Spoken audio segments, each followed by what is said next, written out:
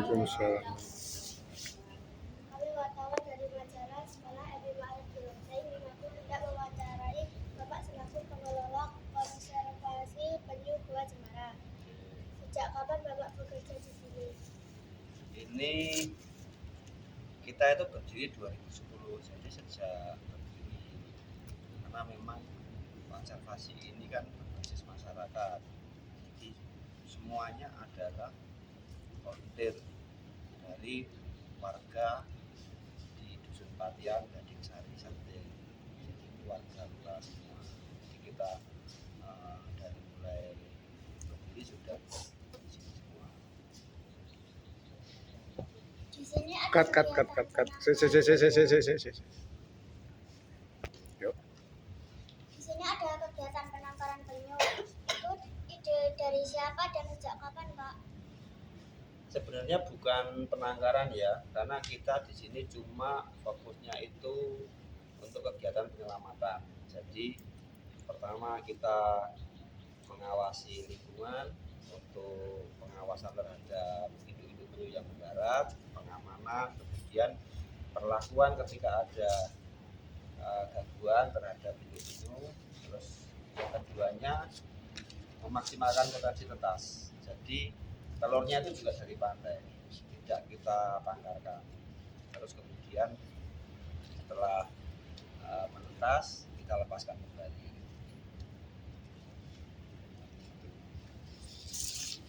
Apakah di sini memang banyak hewan penyu, Pak?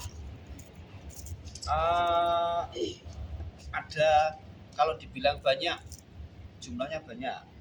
Jadi rata-rata per tahun itu kurang lebih 10.000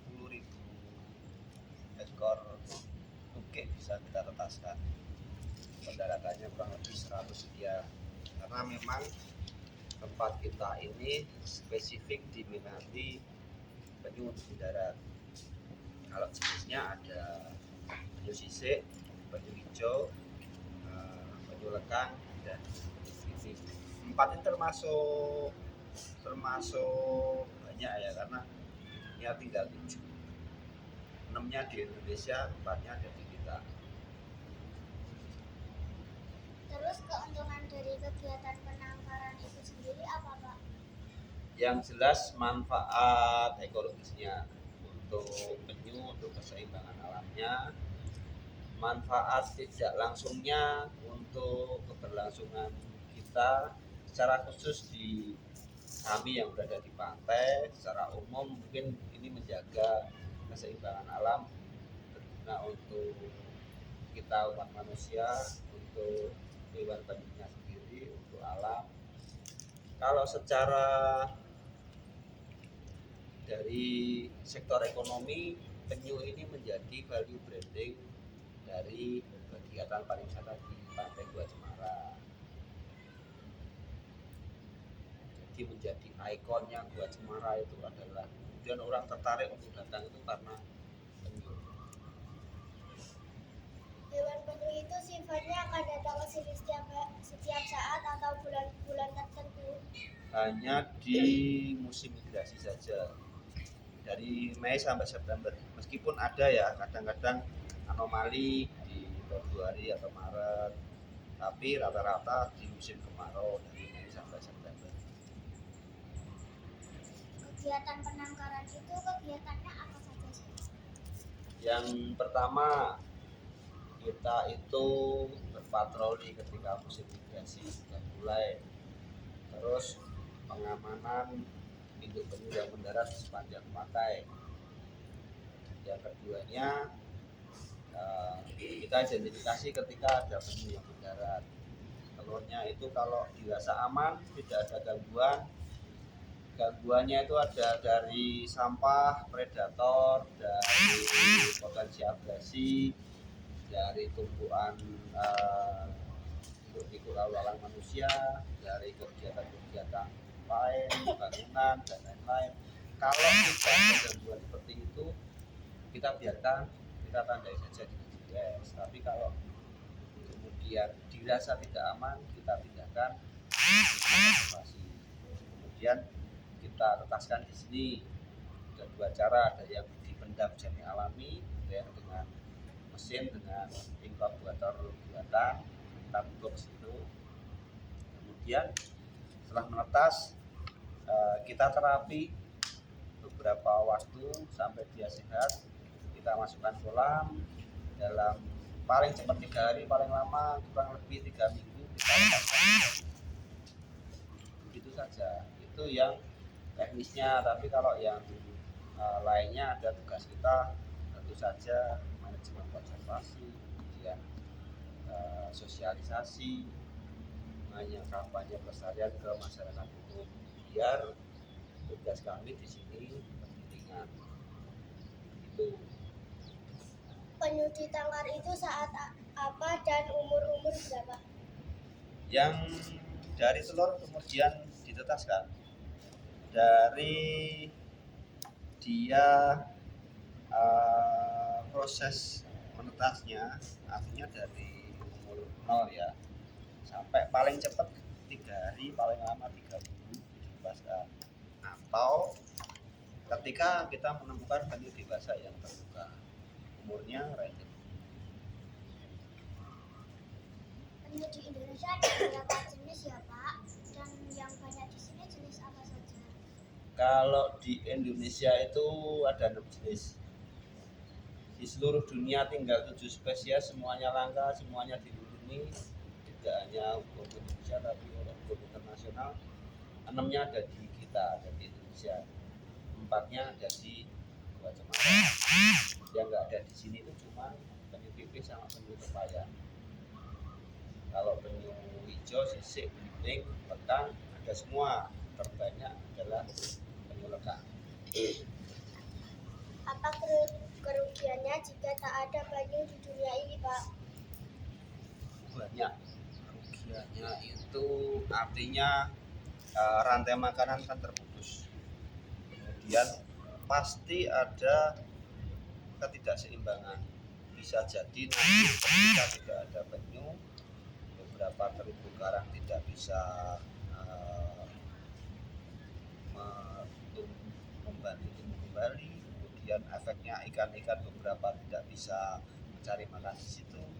Artinya kalau penyu punah itu akan diikuti oleh kepunahan beberapa hewan yang lain, terutama ikan.